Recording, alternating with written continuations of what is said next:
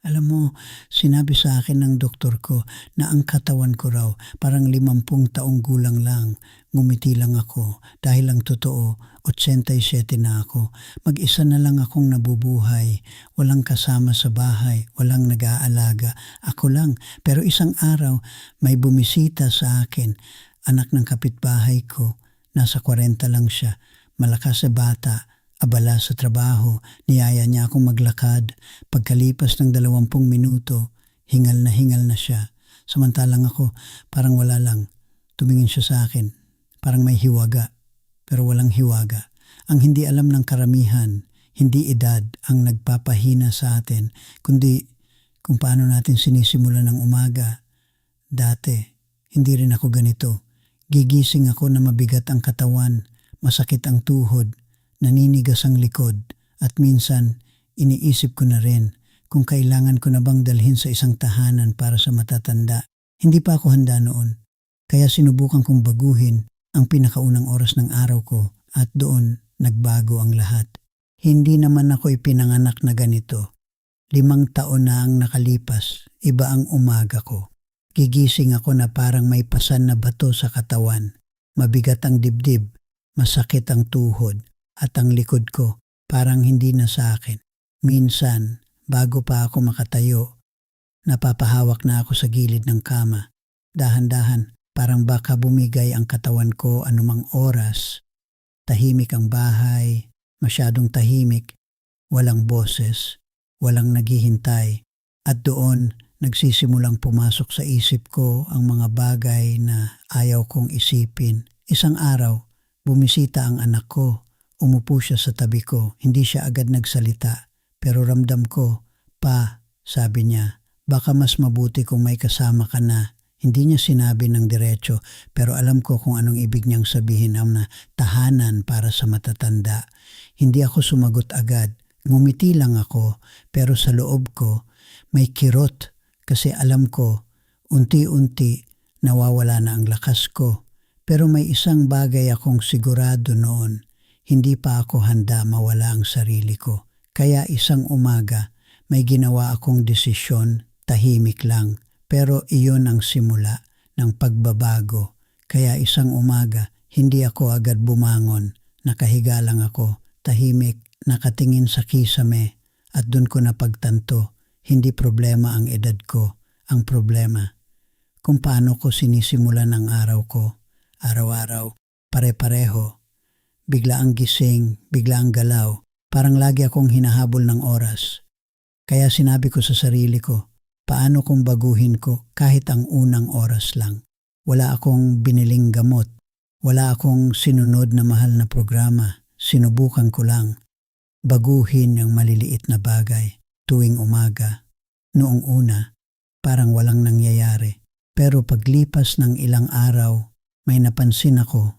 Mas magaan ang katawan ko, hindi na ganoon kasakit ang likod ko. At sa loob ng ilang linggo, parang bumalik ang dating ako. Doon ko naintindihan, hindi mo kailangang baguhin ang buong buhay mo. Minsan, isang umaga lang ang kailangan mong ayusin.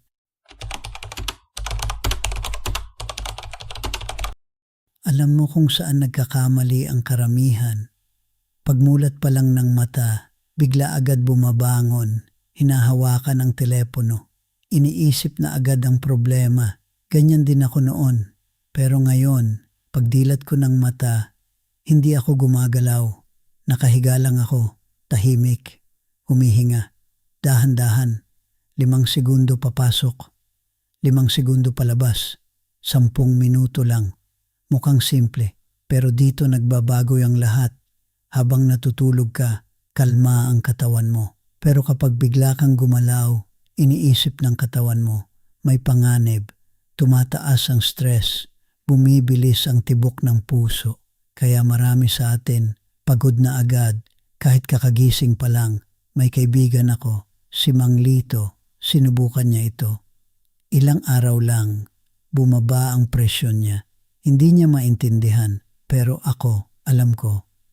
Minsan, ang kailangan lang ng katawan mo ay huwag mong biglain.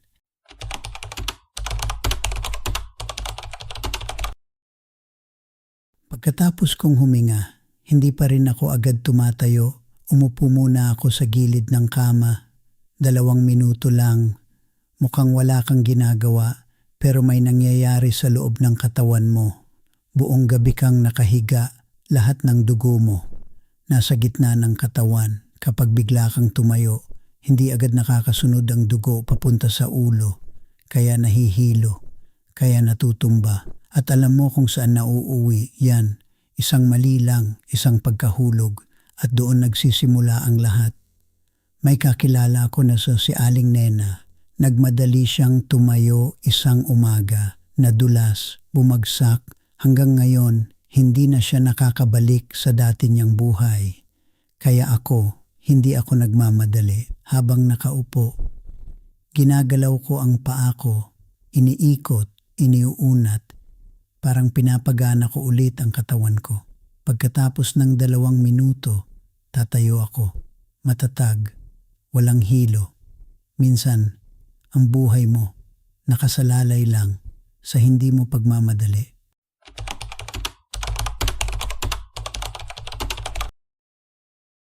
May isang bagay na hindi alam ng karamihan. Tuwing natutulog ka, umiiksi ang katawan mo. O kahit kalahating pulgada lang dahil ang likod mo naiipit buong gabi. Kaya pagising mo, naninigas, masakit, mabigat. Dati, akala ko normal lang yon, pero hindi pala. Kaya ginagawa ko ito. Bago ako tuluyang bumangon, humihiga ulit ako. Naglalagay ako ng unan sa ilalim ng tuhod ko at hindi ako gagalaw. 7 minuto lang. Sa loob ng 7 minuto na yon, parang unti-unting bumabalik sa ayos ang likod ko. Parang hinihigop ulit ng katawan ko ang lakas niya. May bayaw ako. Diretso siyang bumabangon tuwing umaga. Yuyuko agad. Ini-stretch ang paa. Akala niya nakakatulong, pero lalo lang niyang pinipiga ang likod niya. Ngayon, halos hindi na siya makalakad sa hapon. Minsan, hindi mo kailangan pilitin ang katawan mo. Kailangan mo lang bigyan ito ng oras para bumalik.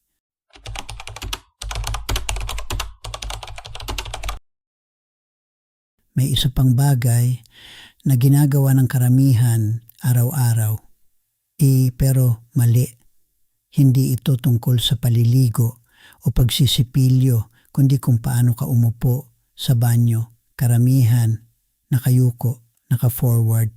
Akala nila normal lang, pero sa paglipas ng taon, unti-unti nitong sinisira ang loob ng katawan mo. Lalo na sa mga lalaki. Naglalagay ito ng pressure sa pantog, sa prostate, at darating ang araw. Hindi mo na makokontrol. May kakilala ako, si Mang Ben. Hindi na siya makalayo sa banyo.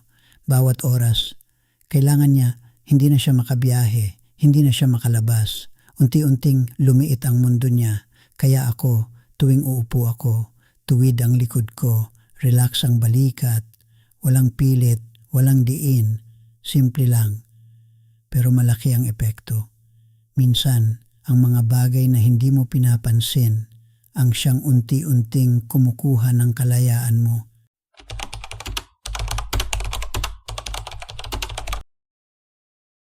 Bago ako kumain, bago ako uminom ng kape, may ginagawa muna ako. 3 minuto lang, nakatayo ako, tahimik sa kusina, at minamasahe ko ang tiyan ko, paikot, dahan-dahan, parang wala lang. Pero dito nagigising ang loob ng katawan mo. Karamihan sa atin, kumakain agad pagkagising. Pero ang totoo, hindi pa handa ang tiyan mo. Kaya nagkakaroon ng kabag, paninigas ng tiyan, acid. May kakilala ako, si Mang Rudy. 4 na gamot ang iniinom niya para sa tiyan. Pero nang subukan niya ito, unti-unti nabawasan. Hanggang sa halos hindi na niya kailangan. Ang katawan natin, hindi makina na basta aandar. Kailangan nitong gisingin, dahan-dahan. At minsan, 3 minuto lang yung pagitan ng sakit at ginhawa.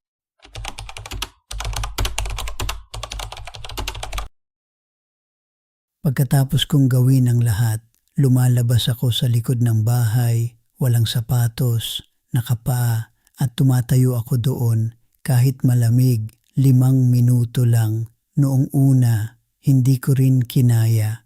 Gusto kong bumalik agad sa loob pero pinilit ko dahil may nangyayari sa katawan mo.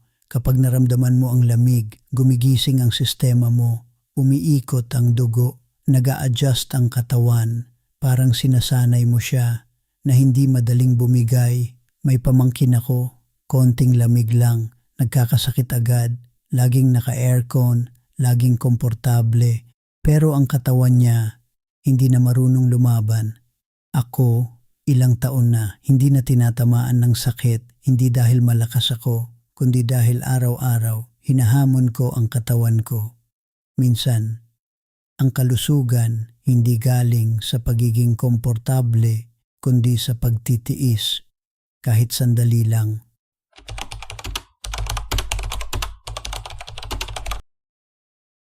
Pagkatapos kong bumalik sa loob, may isa pa akong ginagawa. Agad kong inaayos ang higaan ko. Walang pahinga, walang bukas.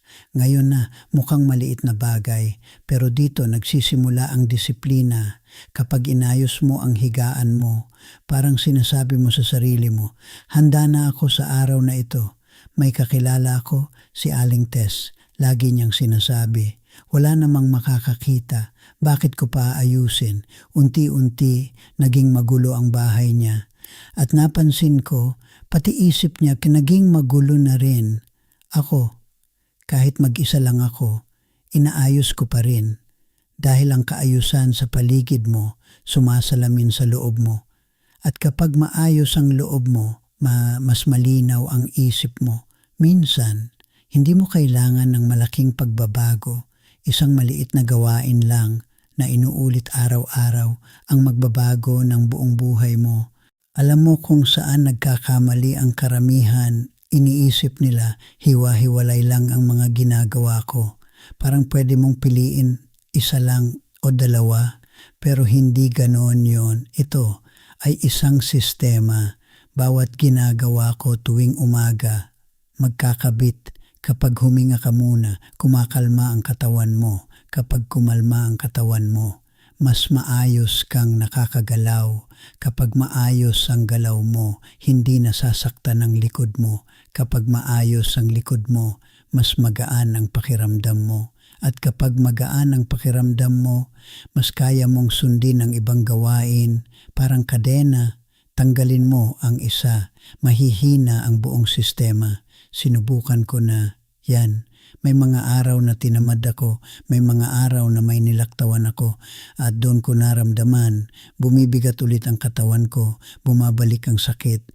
Doon ko naintindihan, hindi ito tungkol sa sipag lang, ito ay tungkol sa paulit-ulit, araw-araw dahil ang katawan mo natututo at kapag nasanay ito sa tama, wala na itong gustong balikan pa.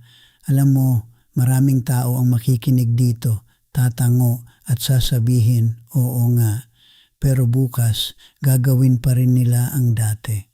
Magmamadali, babangon agad at babalik sa parehong sakit.